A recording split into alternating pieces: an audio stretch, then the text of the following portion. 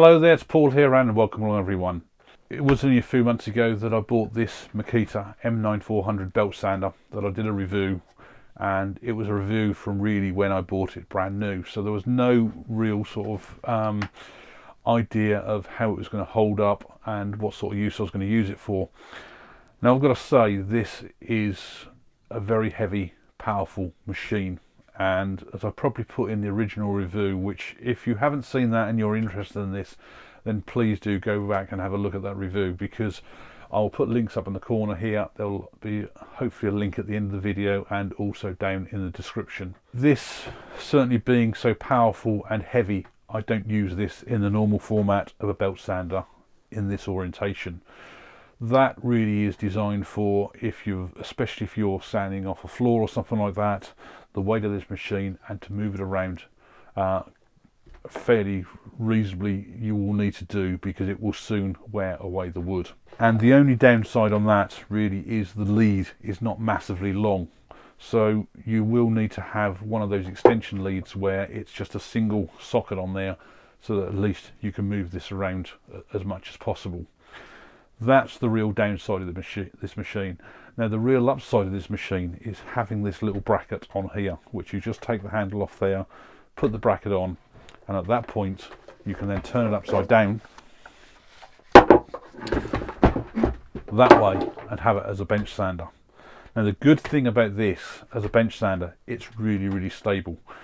If I sand pieces of wood over this, especially pallet wood like this, now this is where it has an advantage over my bench belt sander, is that my bench belt sander has got a stop on here, so you're only limited to the length of that belt as what you can put your wood on. Something like this, I can run the wood over the entire piece like that, backwards and forwards, and soon come up with a really nice surface. And that's actually how I've treated a lot of my pallet wood where I've been using this. Often not, if I do a pallet wood project and I don't want to get the planer thickener out because it's so noisy, it takes so long, and if I don't have to have all the wood at the same thickness, I will usually get this out and I will usually sand over the pallet wood with this. The real good thing about this is that it's so quick and easy to change over the belts. And as I show in that last video, is that on the side here you've got a lever, you pull it out and it releases the belt as quickly as that. I mean, that takes you literally 3 or 4 seconds to take the belt off. It's only really a case that when you put the belt back on, that you sometimes just take a little bit longer to make sure you get it in place, slide it on, close the lever up. So it takes you literally a matter of a few seconds to change the belt.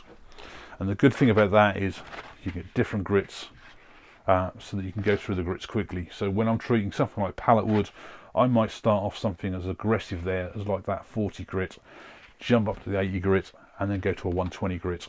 Now the good thing about using this as a bench sander this way, you're only using your own weight as to how much material you're taking off the wood. So you need to be careful not to concentrate in one place on your wood, otherwise you will end up with either really thin pieces or dips in your wood. And especially if you're working, say, like on a length of a piece of wood in that orientation, you might find that you've got a dip in here. So you need to be consistent when you run the wood over backwards and forwards. Now what I've found is that because of the weight of this machine, you don't need to bolt it down or clamp it down on anything. If I use it on my little table here that I've got, that I made up quite some time ago, what I find in actual fact is that I end up having to put my foot on the bottom of the table, because when I put a little bit more weight on the work, when you sand it, it will try and tip the table a bit.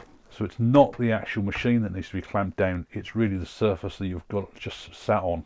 Now the other thing as well, usually when you change the belt over, you will find that from time to time you just need to alter this adjuster on the side here, which just changes the tracking of the belt so that it keeps in line with these rollers. And the other thing, just to reiterate probably from that original review, what I've found with all the Makita tools that I've got that are corded, you get this really sort of rubberized heavy duty cable. The bag itself, it clips on and off just with this wire connector, and hopefully you'll see there with the dust that's spurting out there, it does collect the dust fairly well.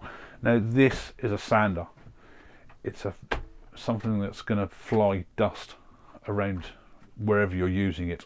So don't expect it to collect all the dust. It does a really good job of collecting the dust, but do expect some dust to go elsewhere because it cannot collect everything. Emptying the bag is really, really simple. Just slide this off and then you can just tip out the contents. And I was worried that you would probably lose this piece on here, which then really makes that really a lot harder to deal with. But I'm actually quite surprised at how well that stays on there. Now that may also be because I'm using this really as a bench sander rather than as a conventional sander.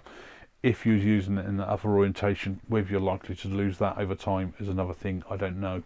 Now I recently did a review with the Makita orbital sander. One of the questions I got asked on that sanding review was about buying spare parts for these, and I did a bit of research quickly on that last video, and I found that if you actually just Google Makita spares, and certainly for us in the UK here, Makita spares UK, you do come up with a whole host of websites which offer Makita spares.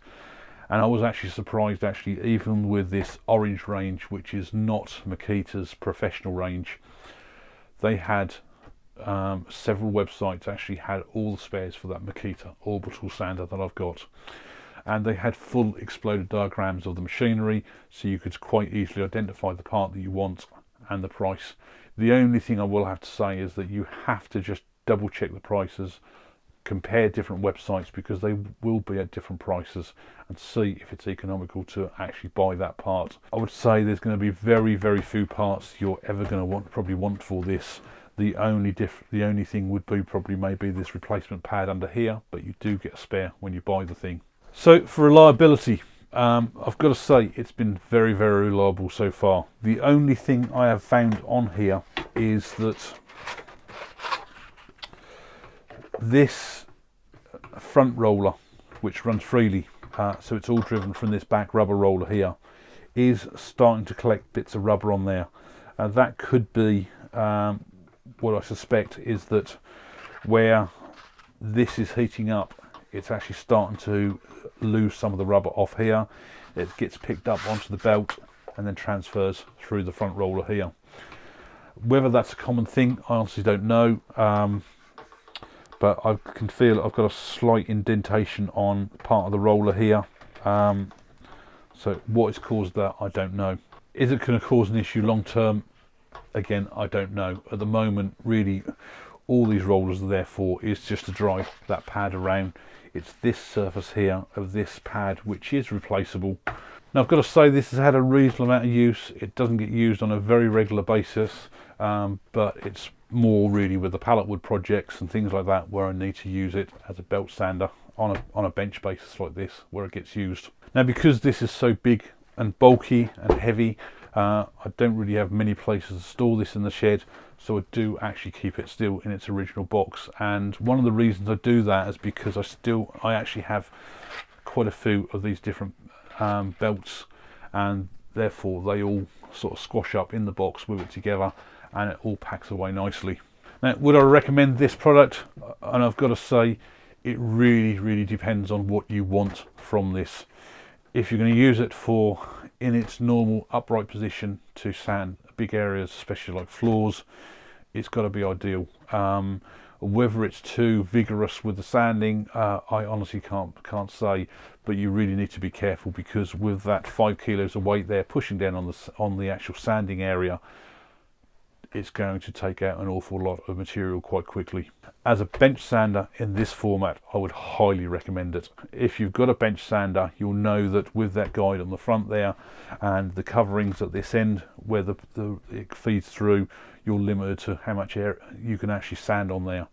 If you don't have a bench sander at all, I've got to say it's brilliant because again, you can pack it away in the box when you don't want to use it. So it's really to use this, all I've got to do is get it out of the box, turn it upside down like this, plug it in and put the actual collection bag on, and then it's then ready to use straight away. Now the real big advantage over this compared to an ordinary bench sander, one is obviously not having that stop guide and the housing at this end for doing the actual bigger piece of wood over it, but the other important thing is how quick and easy it is to change the belts. My conventional bench sander will take me 5 or 10 minutes to replace the belt, so therefore I can't really use it to go through the grits. Hopefully this has been of use to you, and as I say, if you are interested on one of these, go back to my original video to see what I really said about it when I first got it out of the box. Thanks a lot for watching.